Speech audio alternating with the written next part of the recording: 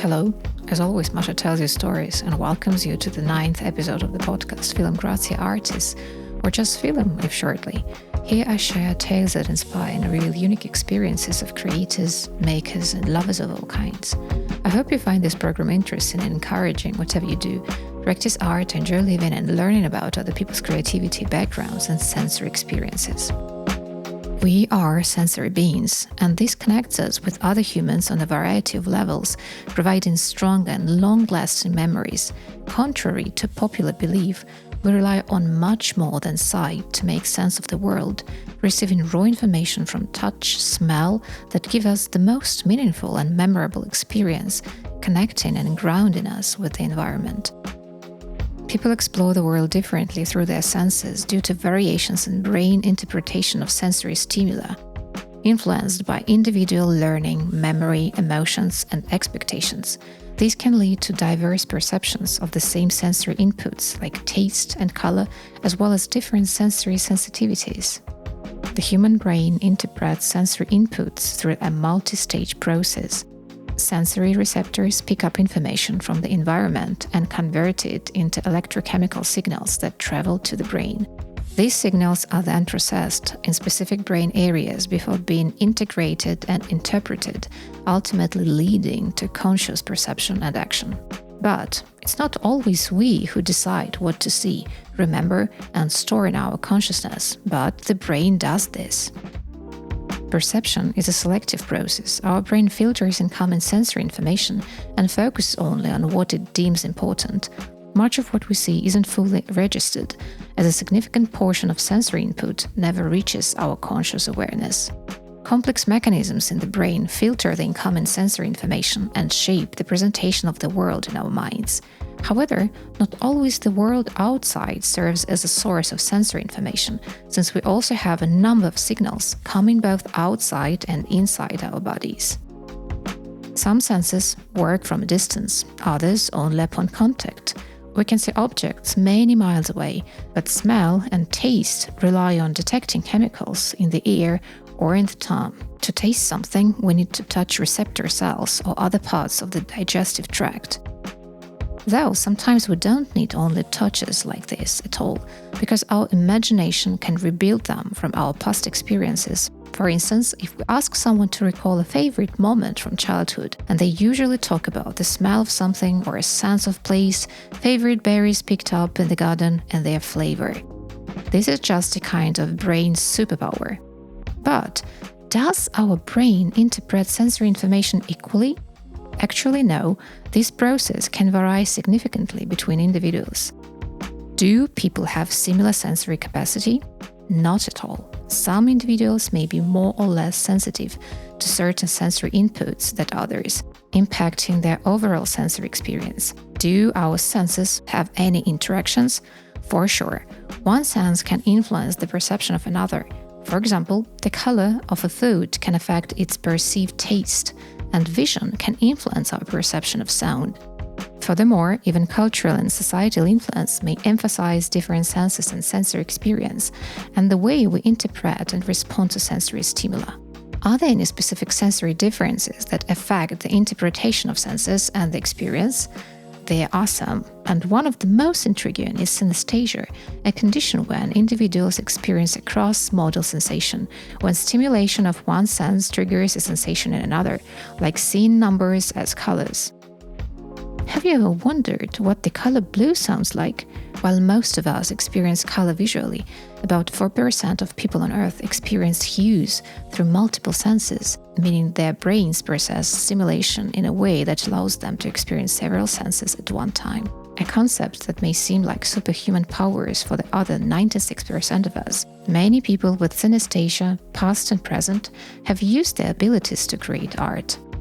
The most famous were Henri Matisse, who described painting with colors that sang, and Kandinsky, who saw colors and shapes when he heard music.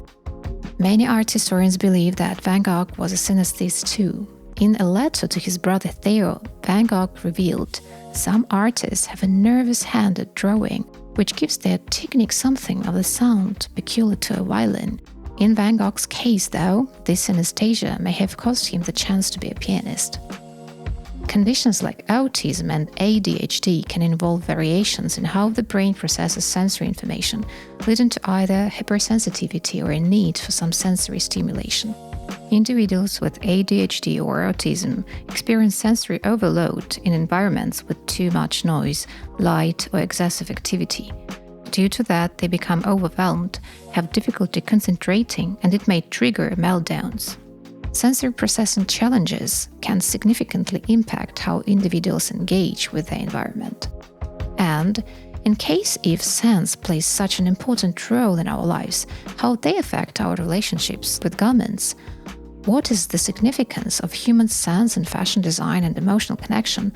Can our desire to comfort and safety influence the way we choose the materials and clothing in retail stores and boutiques, or when we serve ourselves? Our connection with textiles and clothing is deeply shaped by sensory experiences, what we see, touch, smell, and even hear. This sensation influences how we feel about garments, affecting our sense of comfort, style, and identity, and shaping the emotional bond we form with what we wear.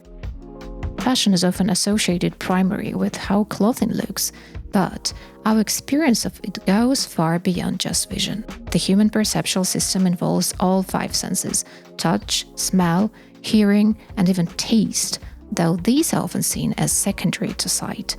In reality, these senses play a vital role in how we perceive, interact, and express ourselves through clothing, deeply shaping overall fashion experience. Fashion design goes beyond just a visual appeal. It is a rich, multidimensional story. By engaging these senses, designers craft garments that evoke emotional responses and create meaningful connection for both the wearer and the viewer. Sensing clothes can use emotional and psychological responses. Colors and patterns can stir specific feelings. Fabric textures offer comforting touch, sounds, and energy of movement. And sense can recall memories, shaping emotional experience of wearing or observing clothing. The concept of 5 senses design emphasizes the importance of vision, hearing, smell, taste, and touch in product design. This design philosophy is not limited to traditional visual aesthetics, but attempts to create a richer and deeper user experience through the integration of multiple senses. This means that designers may consider how to stimulate and satisfy consumers' 5 senses through the clothing itself, thereby enhancing the wearing experience and emotional connection. Our experience in fashion design is reflected in colors and textures. Some fashion industry representatives retain the traditional connotation of shades and features of textiles to meet contemporary design needs, making the clothing both culturally profound and in line with modern aesthetics. But what if to add something else, like sound elements? The consumer's auditory experiences can be enhanced. For instance, some high-end brands may play soft music in stores to create a comfortable and relaxing shopping environment. But what about taste? Since clothing itself doesn't have taste properties, some innovative designers may consider colors or patterns associated with food to stimulate consumers' gustatory associations. Designers can try to use fabrics with specific scents, such as vanilla, lemon, and etc., to stimulate taste associations through the olfactory experience. What if to mix the magical power of touch, which is crucial in material selection? Designers will choose appropriate fabrics according to different functional needs, such as soft silk for making underwear or rough linen for outdoor clothing, to provide different tactile experiences. By the way, they can add special buttons or other tactile elements to increase the fun and interactivity while wearing. And what if to play with fragrances? Clothing itself has no olfactory properties, but as technology evolves, smart textiles can integrate mechanisms for releasing fragrances, such as activating fragrance release through temperature changes or the wearer's movements, providing personalized olfactory experience for wearers. Some brands may develop their own unique fragrances as part of brand recognition. These fragrances can be used in clothing, accessories, and even branded spaces to reinforce brand memory points. Olfaction is strongly linked to memory and emotion. Specific smells can evoke people's good memories or emotional experiences, thereby increasing emotional dependence on clothing. Actually, the importance of the 5 senses for fashion designers lies in the collective composition and the multidimensional experience of fashion design, which is an indispensable factor for designers in the creative process. They are not only important tools for designers to capture inspiration and conceive ideas, but also a bond that connects designers with the consumer's hearts. The five senses interact with each other, influencing the innovation, practicality, and comfort of fashion design. What if a sense is absent? What if a person is unable to see and experience the color, the shape, or the hue? Here comes the point where adaptive fashion rises. The growing role of it reflects bigger cultural shifts related to inclusivity and representation, because for people with physical or mental disabilities or visually impaired ones, access to style means they can participate in every way in the world of fashion. However, true inclusivity does call for continuing innovation and collaboration. Many people consider it like a trend that modern brands use for marketing. But let's return to the case when inclusion meets fashion, because it's an effective way to break stereotypes and push for adaptive fashion. Blind models walking Copenhagen Fashion Week's runway in 2024. Visually impaired influencers raise awareness and show the world that fashion is for all, because including a blind feels like a major positive step in the right direction to have representation for the blind and low vision community in fashion. This prompts designers to produce inclusive collections that empower people to love their unique style. Over the past few years, great strides have been made to ensure that all people, regardless of disability, have access to quality clothing. There have always been products available that help the visually impaired identify the clothes in their closet, like tags attached to the label of clothing to identify the color. Designers and brands are recognizing that visually impaired individuals deserve the same access to fashionable, trendy clothing as anyone else. Adaptive clothing collections are moving away from plain, utilitarian designs, offering garments in a wide range of colors, prints, and silhouettes. There are also many apps an individual can put on the phone that identify the color. However, today the blind and visually impaired can identify clothes before they get to the closet. One of the greatest benefits of adaptive clothing is the independence it offers. Dressing independently fosters a sense of autonomy and confidence, which is essential for mental well-being.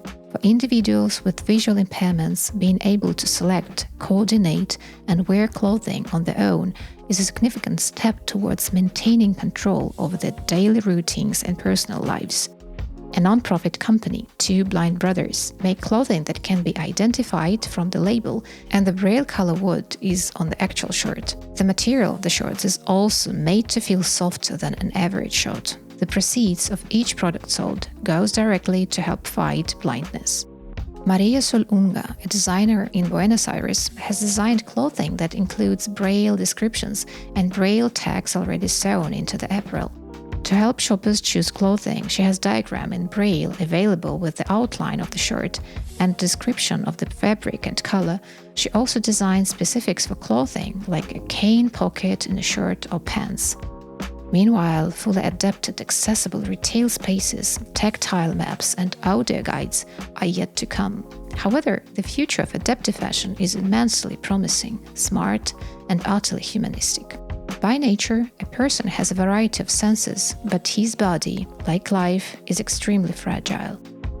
Having the ability to feel the world around us, to touch, to taste, to see, it's important to remember those who lost the opportunity to do the same, having limited access to all the benefits available to us. The right to live a full life, to wear nice suits and dresses, to choose t-shirts and jeans independently, to put them on with ease and feel comfortable, relying on available feelings.